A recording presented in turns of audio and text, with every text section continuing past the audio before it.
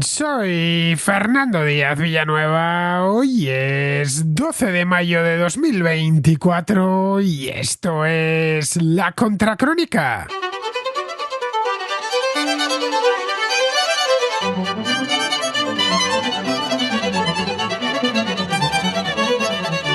Bienvenidos a la contrarréplica, un domingo más, la contrarréplica del domingo, es decir, esta contrarréplica que dedicamos a estos temas intemporales que tanto nos gustan, tanto a los contraescuchas como a mí, esos temas que me vais dejando durante la semana y que precisamente por su carácter de grandes temas de nuestra época, pues dejo para los domingos, que tenemos algo más de tiempo para discutirlos, para reflexionar sobre ellos, a diferencia de lo que sucede entre lunes y jueves, que vamos un poco con las urgencias del día a día y además el programa, ya sabéis, o al menos la contrarréplica es más corta, es el último tercio de cada programa, pero no tengo tanto tiempo para prepararme las respuestas y, en fin, atenderos como lo hago los domingos. Bien, si queréis participar, cosa a la que siempre os invito, no tenéis más que enviar una nota de voz al siguiente número de WhatsApp.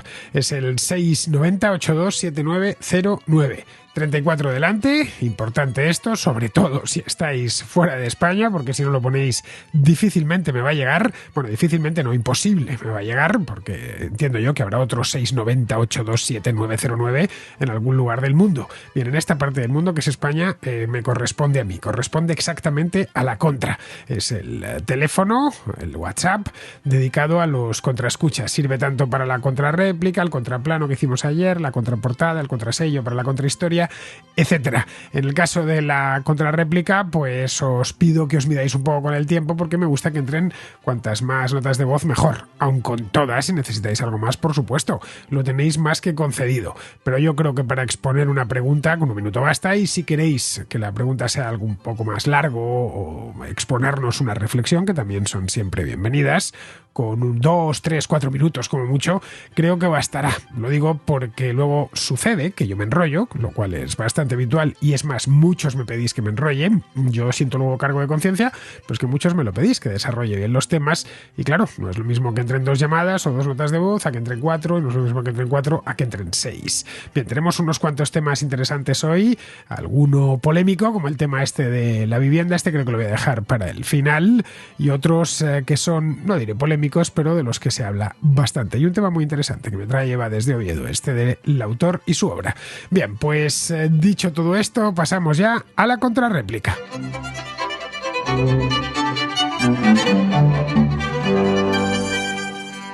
Empezamos con Alejandro, que tiene una cuestión sobre las relaciones históricas entre España y los Estados Unidos y sobre lo que deberían ser las relaciones. Cuando digo relaciones son, por lo que dice Alejandro, relaciones políticas, no entre españoles y estadounidenses, que habrá de todo.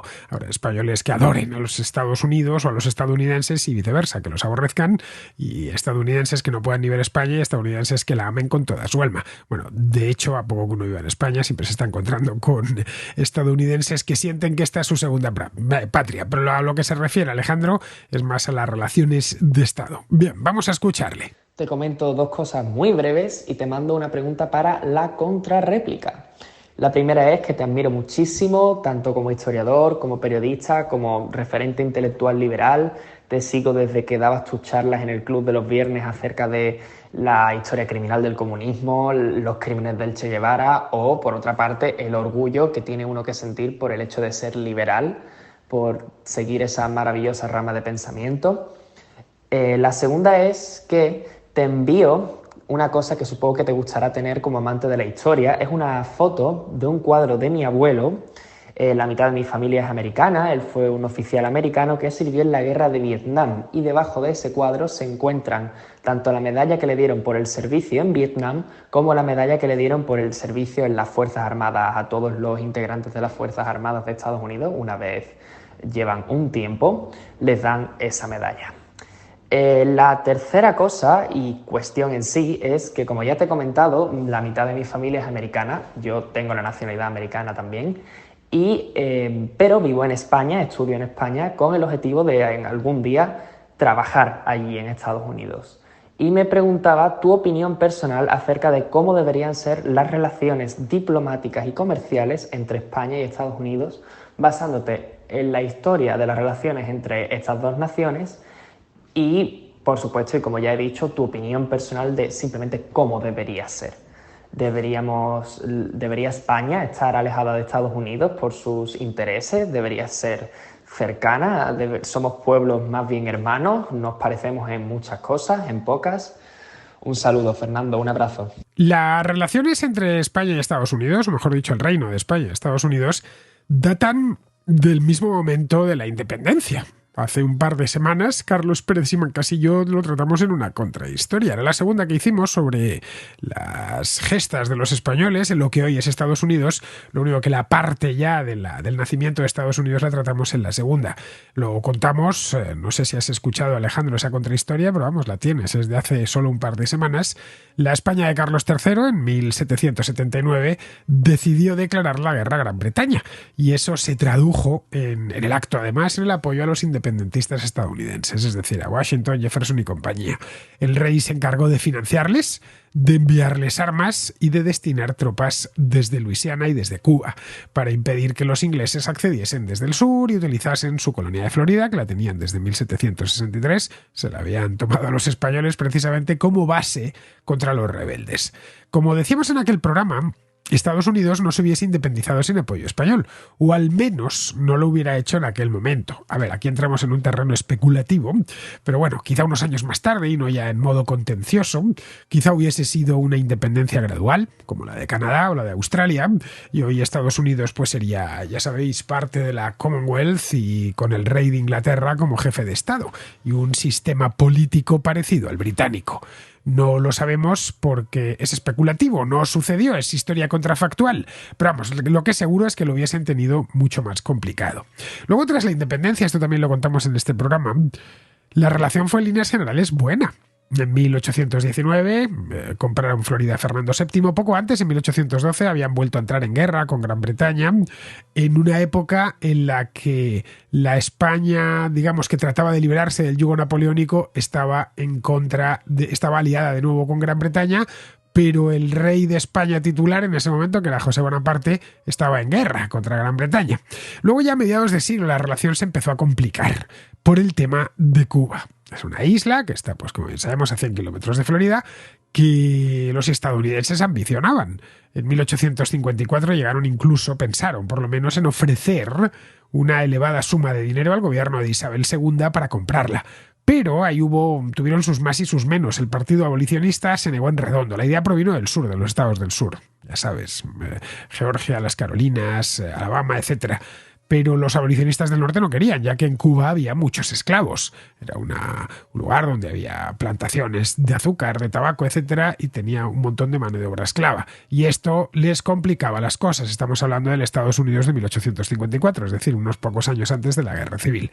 Luego, años más tarde, ya durante la Guerra Civil estadounidense, la década de 1860, los unionistas, que andaban buscando aliados en Europa, o al menos que los europeos no interviniesen, trataron de hacer ver, mediante su embajador en Madrid, que por cierto estaba casado con una española, trataron de hacer ver al gobierno español de la época, también época de Isabel, reinado de Isabel II, que ellos estaban en contra de la compra de Cuba, por lo que el gobierno español debía ponerse de su lado y no del de la Confederación, que eran los confederados los que realmente ambicionaban Cuba.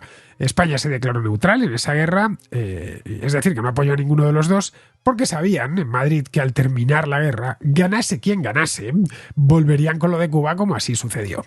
Fue la cuestión cubana, de hecho, la que envenenó las relaciones hispano-estadounidenses en el último cuarto de siglo. Durante la Guerra de los 10 años, en Cuba estoy hablando, la que va de 1868 a 1878, esto tiene una contrahistoria de hace ya mucho tiempo. El gobierno estadounidense estaba a favor de los independentistas. El propio Ulysses Grant, nada más estallar la guerra, él era presidente en aquel momento, se puso de lado de los independentistas, pero se cuidaron muy mucho de mostrarlo públicamente. No querían más problemas, Estados Unidos estaba todavía en plena reconstrucción después de la Guerra Civil. Pero sería unos años más tarde, ya a raíz de la guerra de 1895, cuando decidieron tomar partido.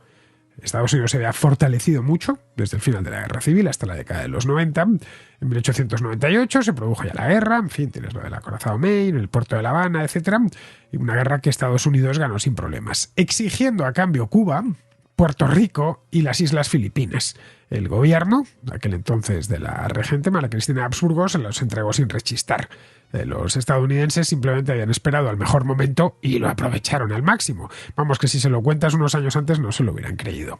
En el primer tercio del siglo XX, las relaciones fueron por lo general buenas.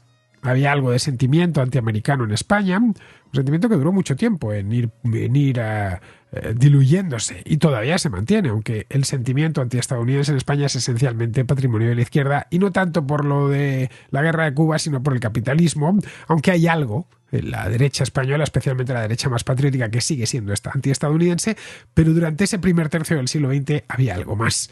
Y también había algo de sentimiento antiespañol en Estados Unidos, aunque en ese caso ellos habían ganado la guerra, era por toda la propaganda de prensa contra España, que la prensa difundió de manera alegre y temeraria durante el año 1898. Luego eso poco a poco se fue olvidando. Y cuando estalló la Guerra Civil Española en el 36, el gobierno estadounidense, digamos que devolvió el favor que había hecho el gobierno de Isabel II, se declaró neutral. Eso sí, al tratarse de una guerra muy ideológica, como fue la Guerra Civil en España, hubo brigadistas estadounidenses que viajaron a España a apoyar a la República. Fue el famoso batallón Lincoln. Y luego también hubo empresarios gringos que apoyaron a Franco, además, de manera clara. Entre ellos estaban los empresarios petroleros. La compañía Texaco, la compañía petrolera de Texas, se negó a vender crudo a la República, pero no a los sublevados. Estuvo suministrándoles crudo sin ningún problema. A Franco, el petróleo y la gasolina se la vendían a crédito. Estos petroleros estadounidenses. Los empresarios del automóvil como Ford o General Motors enviaron miles de vehículos, especialmente camiones, a Franco y también se lo daban a crédito. Para Franco esta ayuda, proveniente de Estados Unidos, esencialmente consistía no en armas, pero sí en ayuda auxiliar importantísima. Ya sabéis que en una guerra moderna es tan importante las armas, las balas, como la gasolina. Sin gasolina difícilmente se puede hacer una guerra moderna. Esto le vino muy bien. Algunos historiadores incluso hablan de que sin ella, sin la ayuda de Texaco, de estos Ford, General Motors, Franco hubiese tenido muy difícil ganar la guerra. ¿Por qué estos empresarios apoyaban a Franco? Bueno, porque descontaban que lo que se estaba librando en España iba más allá de una pelea entre españoles, que por lo demás habían tenido unas cuantas, especialmente desde el siglo XIX, que se despachaba un asunto ideológico de alcance mundial. Una lucha entre el comunismo, al que le tenían pavor todos estos, la revolución bolchevique estaba muy cercana, todos estos empresarios, y en este caso Franco, pues que era un general del ejército conservador, que además amistaba con las nuevas tendencias fascistas que había en lugares como Italia o como Alemania. A los izquierdistas estadounidenses por lo mismo, es decir, la gente de izquierdas en Estados Unidos apoyó sin reparos a la República. Estos brigadistas que vinieron a España durante la guerra, desde el batallón Lincoln, muchas veces eran chicos que habían salido de universidades de la Ivy League y que estaban persuadidos de que el futuro del mundo era socialista y veían que en España, en los campos de España, se estaba librando un combate fundamental para el futuro. Se habla mucho de que la Guerra Civil Española fue un preludio de la Guerra Mundial. Y desde el punto ideológico lo fue, también desde otros puntos de vista, como el armamentístico. No olvidéis que la Guerra Civil Española va del 36 al 39, termina en abril y en septiembre empieza la Segunda Guerra Mundial. Hay unos pocos meses en los que de separación entre ambas guerras. En este caso los aliados, lo que sería Francia, Estados Unidos y el Reino Unido no se metieron, se declararon neutrales, aunque, como digo, en el caso de Estados Unidos, una parte, algunos estadounidenses apoyaron a Franco, otros estadounidenses apoyaron a la República, pero los soviéticos sí que participaron de manera muy decidida. Y alemanes e italianos también, especialmente los últimos, los italianos. Luego ya con la Guerra Mundial la relación volvió a envenenarse, porque Franco apoyó a Alemania y a Italia durante la guerra. Es decir, llegó incluso a enviar una división de voluntarios a la Unión Soviética para el sitio de Leningrado, concretamente. Luego, Franco se declaró primero neutral, luego no beligerante, luego volvió a la neutralidad, pero era obvio que había tenido una simpatía evidente por las potencias del eje. Tras el final de la guerra, Harry Truman, que aborrecía personalmente a Franco, no le podía ni ver, hasta retiró al embajador de Madrid y maniobró para que España no fuese admitida en la ONU, que se acababa de fundar. Pero eso duró solo unos años, pocos años.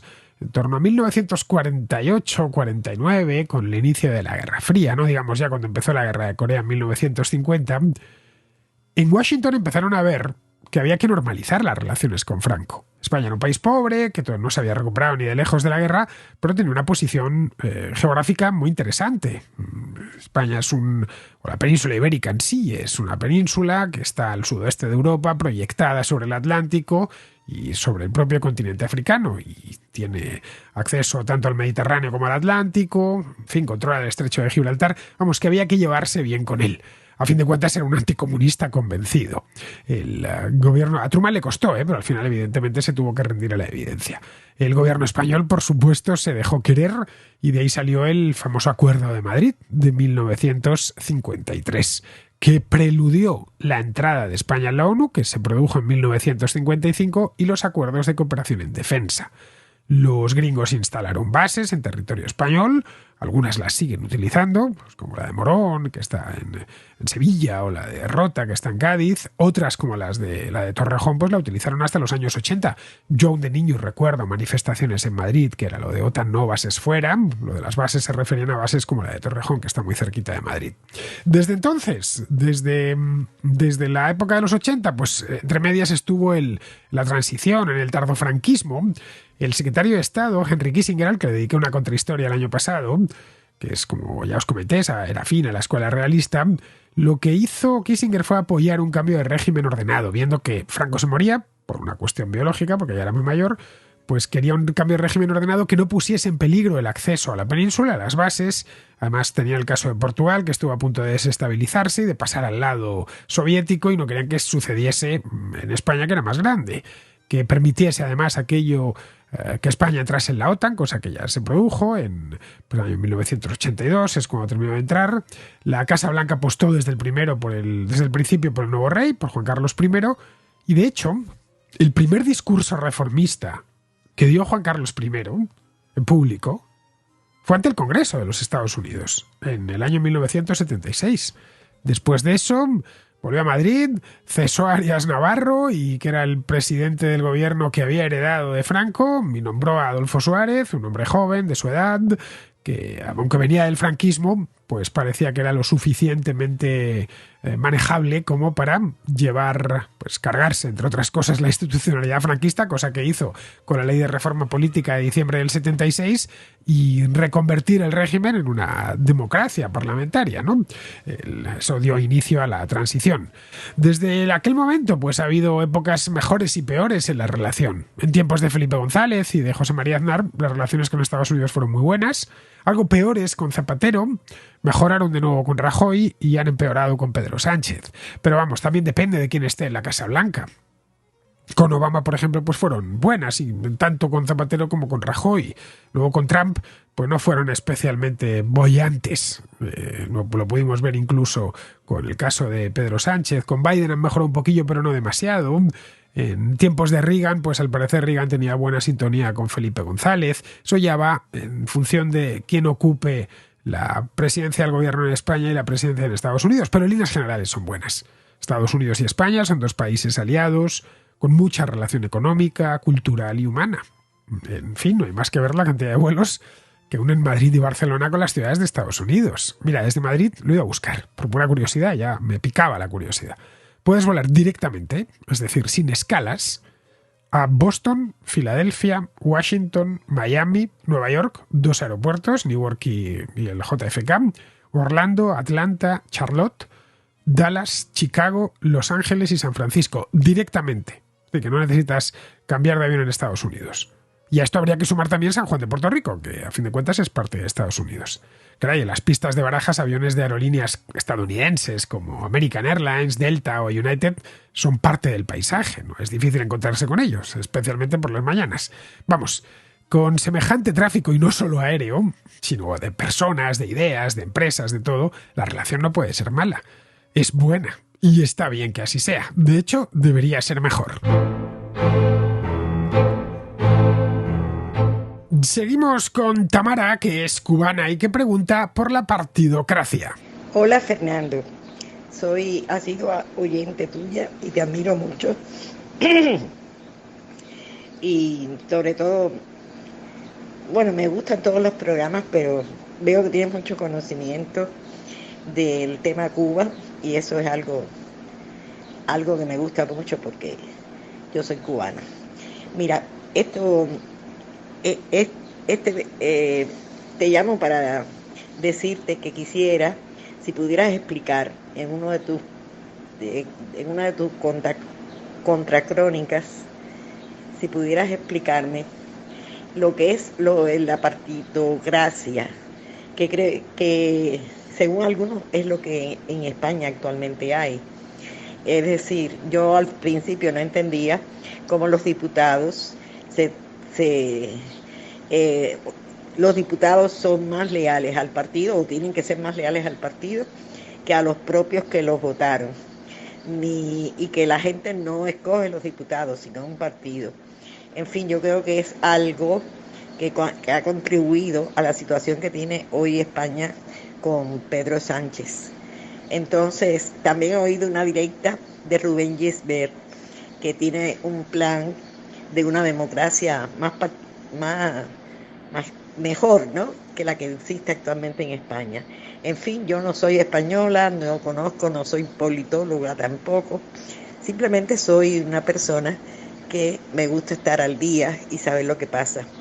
Aparte tengo familia en España, soy nieta de españoles y la verdad que siento por España mucho cariño, ¿no? Y quisiera lo mejor para ese pueblo y por el camino que va no lo veo así. En fin, muy agradecida si pudieras explicar tú con todos tus conocimientos y tu experiencia viviendo y ser nativo de ese país, pudieras explicarme esto de la partitocracia en España. Muchas gracias. El término partidocracia o partitocracia, que ambos son válidos, se emplea mucho en España, porque esto es una monarquía parlamentaria y como tal, el poder ejecutivo sale del legislativo. Esto no es privativo, ojo, de España. Sucede también en el Reino Unido, en Bélgica, en Suecia, en los Países Bajos y en cualquier otra monarquía parlamentaria. Sucede también en repúblicas parlamentarias como Italia o Alemania, en las que el presidente no se elige por sufragio universal, sino mediante una votación en las cámaras legislativas. Esto tiene como consecuencia que los partidos políticos ganen mucha importancia, ya que son ellos los que pueblan las cámaras. En España luego se da la circunstancia, que es lo que termina de explicar la partidocracia, de que el sistema electoral es proporcional y las listas son cerradas. Es decir, que cuando vas a votar no votas a una persona, sino una lista llena de personas, obviamente, que presenta un partido. Si tiene suficientes votos esa lista, uno o varios de la lista en cuestión terminarán en el Congreso de los Diputados, que es la Cámara Baja en España, y que es la que elige al primer ministro, a quien aquí llamamos presidente de gobierno. Esto tiene como consecuencia que la clave de todo está en controlar esas listas, en elaborarlas, decidir qué nombres aparecen y en qué orden aparecen esos nombres. Es el partido el que decidirá si puede ser diputado o si no puede ser diputado. Todo es en función de que te incluyan en la lista en un puesto de salida concreto. Más se llama así, puesto de salida. Si te dicen, no, te vamos a colocar en el puesto 26, no, ni en broma, eso no va a salir. Me tienes que colocar en el 3 o en el 4 para que yo pueda salir. En definitiva, que le debes el escaño al partido. Luego ya una vez has recogido el acta de diputado y eres diputado, pues tienes que votar lo que diga el líder de tu partido por la cuenta que te trae. A ver, el partido no te puede quitar el acta. No puede desposeerte de la condición de diputado. Pero difícilmente entrarás de nuevo en una lista. Y la gente que se mete en política pretende vivir de ello el resto de su vida. Bueno, eso a grandes rasgos es la partitocracia, Tamara. Lo dice la palabra, el poder de los partidos. En otros sistemas, como el estadounidense o el británico, que tienen sistemas electorales diferentes, el diputado le debe la elección a sí mismo, o en buena medida a sí mismo, no completamente. Aunque esté en un partido, el demócrata, el republicano, el conservador, el liberal-demócrata, el laborista, él es quien llega a adquirir la condición de candidato después de concurrir a una serie de elecciones primarias dentro de su partido. Y él es quien consigue ganar el escaño porque se presenta contra otros de otros partidos, otros candidatos, y si los gana es el único que sale, porque es mayoritario. Al tratarse de sistemas con esta proporción, es decir, que envían los diputados así, sistemas mayoritarios, cada circunscripción envía solo un diputado, el más votado, obviamente. Y los habitantes de esa circunscripción le pueden pedir cuentas. En España eso no sucede porque al ser un sistema proporcional, todos los principales partidos obtienen representación. Mira, te pongo el caso de mi circunscripción, que es la de Madrid. Si te pongo la de Barcelona sería peor porque ahí hay más partidos todavía. Mira, el Madrid envía un total de 38 diputados al Congreso, de los cuales en las últimas elecciones, que fueron el 23 de julio del año pasado, salieron 15 del PP, 11 del PSOE, 6 de Sumar y 5 de Vox. Aquí hay 4 partidos representados. Todos representan a Madrid, los 38. Y votan en función de lo que diga el jefe de su partido. Es decir, en este caso, Alberto Núñez Feijóo por el PP, Pedro Sánchez por el PSOE, Yolanda Díaz por Sumar y Santiago Abascal por Vox. El caso de Yolanda Díaz no del todo, porque tiene más que un partido, lo que lidera es una coalición, que no siempre están a buenas. Es decir, que esto podríamos hacerlo mucho más fácil. Yo lo he dicho en más de una ocasión, que para lo que sirven los diputados casi mejor sería que solo tomasen posesión del acta los líderes del partido y se ponderasen sus votos. Es decir, que a Feijóo le tocasen 137 votos, a Sánchez 121, a Abascal 33, a Yolanda Díaz 31 y así sucesivamente. Se podrían reunir en una salita de reuniones de un hotel, un par de días por semana, discuten y votan ya. Nos ahorraríamos un dineral en salarios, dietas y en mantener todo el complejo del Congreso, que es bastante grande. Para acabar con la preponderancia de los partidos, habría que cambiar el sistema electoral. Y evidentemente quien tiene que cambiarlo no está interesado. Abandonar el proporcional por ir a uno mayoritario, es decir, circunscripciones de un tamaño similar en términos demográficos, que en España, por el número de habitantes que hay y el número de escaños que hay en el Congreso, pues serían unas 140.000 habitantes más o menos por circunscripción, y que solo consiguiese el acta de diputado el ganador. Esto tendría que venir acompañado, evidentemente, por primarias internas dentro de los partidos para elegir a quien presentan como candidato en cada circunscripción. No es un sistema perfecto, lo hemos hablado aquí muchas veces, tiene defectos, obviamente.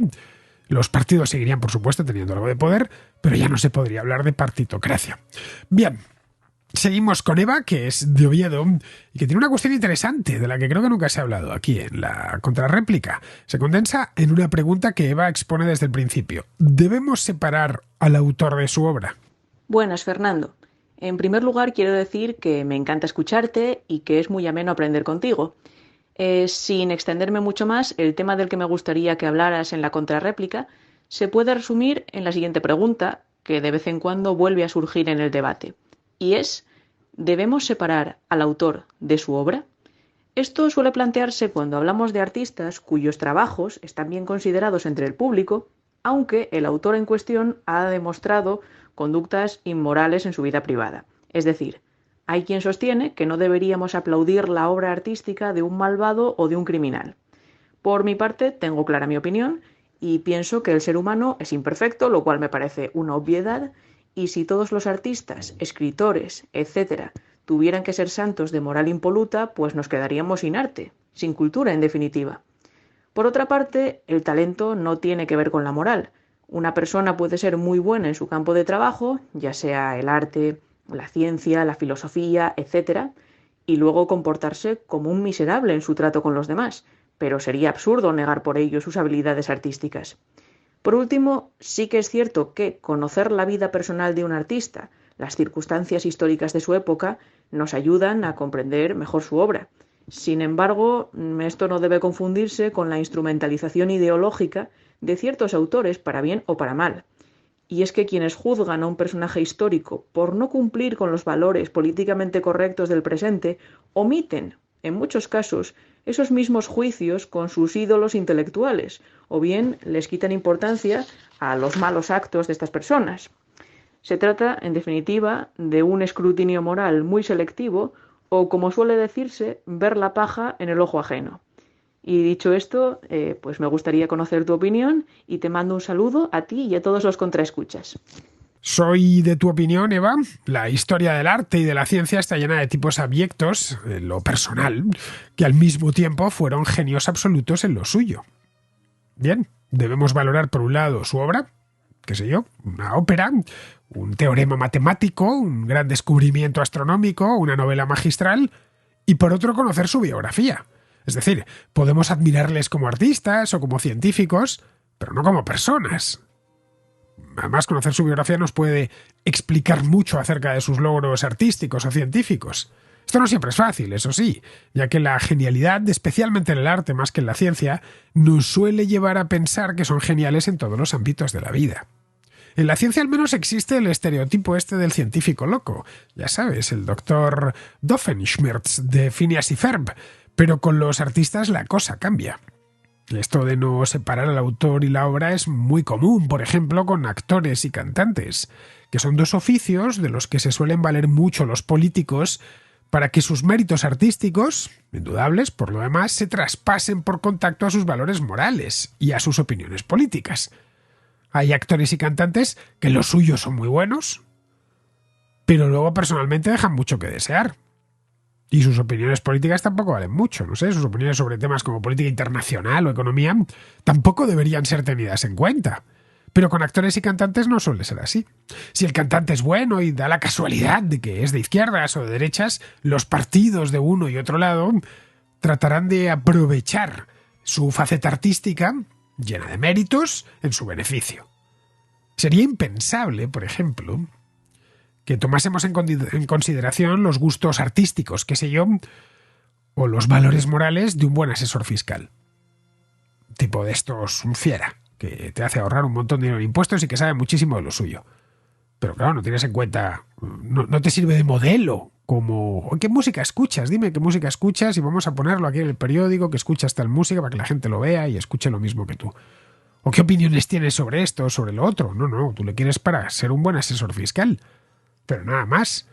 Pues bien, sucede que si un actor o un cantante o un pintor famoso dice que hay que hacer tal o cual cosa con los impuestos, muchos lo toman como una genialidad. Es que lo ha dicho fulanito. Fijaos, es un cantante magnífico. Ya, pero de esto no sabe y no tenemos que tenerlo en cuenta. En fin, ahí tenemos, y no digo nombres actuales, el caso de Picasso, que es clarísimo, que personalmente era un tipo muy miserable, pero que es admirado como artista. Se dio la circunstancia, además, de que Picasso en vida se declaró comunista, algo que el Partido Comunista, como es lógico, pues trató de aprovechar todo lo que pudo. El mensaje, por resumirlo mucho, era el siguiente. Picasso es genial. Luego todas sus opiniones también lo son. Luego, como Picasso es genial y todas sus opiniones también lo son, él personalmente constituye un ejemplo. Y bien, como pintor podía ser genial, pero sus opiniones no solían valer demasiado. Sus opiniones políticas, bueno, me diría incluso las gastronómicas, otros aspectos de su vida. Y no era así, evidentemente. Las opiniones políticas de Picasso no valían demasiado porque no era un tema al que le dedicase mucho tiempo más allá del activismo que hacía. Así que, Eva, estoy contigo. Lo que dices me parece de una sensatez apabullante. Bien, vamos ahora con Ricardo, que nos habla del problema de la vivienda y de cómo se ha encarecido en los últimos 40 años. Hola, Fernando. Buenos días. Mira, estoy oyendo una contracrónica en la que un oyente hace referencia al problema de la vivienda y la imposibilidad de muchas personas de adquirir una vivienda. Yo creo que hay una gran especulación en este tema y voy a darte unos datos, por si los quieres compartir con los oyentes, que yo tengo de experiencia propia y porque ya tengo muchos años y he visto la evolución de este tema.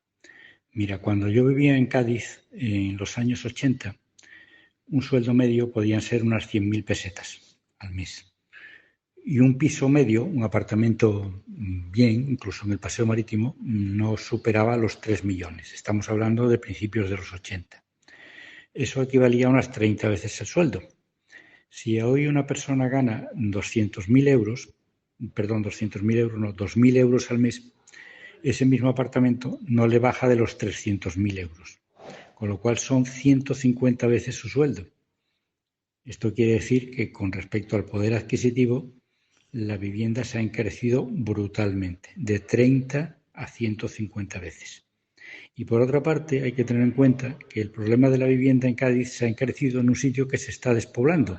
Es verdad que Cádiz, al ser prácticamente una isla, tiene un espacio geográfico muy limitado para construir viviendas. Pero también es verdad que la población de Cádiz está en decrecimiento, o sea que cada vez vive menos gente en Cádiz. Y sin embargo, el problema de la vivienda es cada vez más acuciante. Hay muchos inversores y muchas personas que están comprando viviendas por encima del valor del mercado para especular en Cádiz. Y eso hace que la vivienda en Cádiz sea de un nivel de carestía tal que muy poca gente se la pueda permitir y que la población de Cádiz esté emigrando a ciudades limítrofes, como pueden ser San Fernando, el puerto de Santa María o Puerto Real o Chiclana. Entonces creo que es un problema en parte real y en gran parte de especulación de la vivienda. Bueno, esta es mi reflexión basada en datos que he vivido personalmente. Gracias por tu atención y gracias por tus programas. Esto de la vivienda, Ricardo, lo hemos hablado muchas veces en la Contracrónica. Bueno, en marzo, hace no tanto, un par de meses, pasó varias veces por la contrarréplica semanal y tratamos distintos aspectos de este problema. A ver, si la vivienda es cara, especialmente en el centro de las ciudades, es porque hay una demanda solvente que mantiene esos precios altos. Si yo pido por un apartamento en Cádiz, como dices tú, que cuesta 300.000 euros, no lo sé cuánto cuesta porque nunca he vendido uno allí ni tampoco he tenido intención de comprarlo, pero vamos, seguramente cueste eso, especialmente si tiene vistas al mar y demás. Bueno, es porque más pronto que tarde alguien me pondrá en la mano ese dinero. No voy a pedir 50 cuando puedo pedir 300.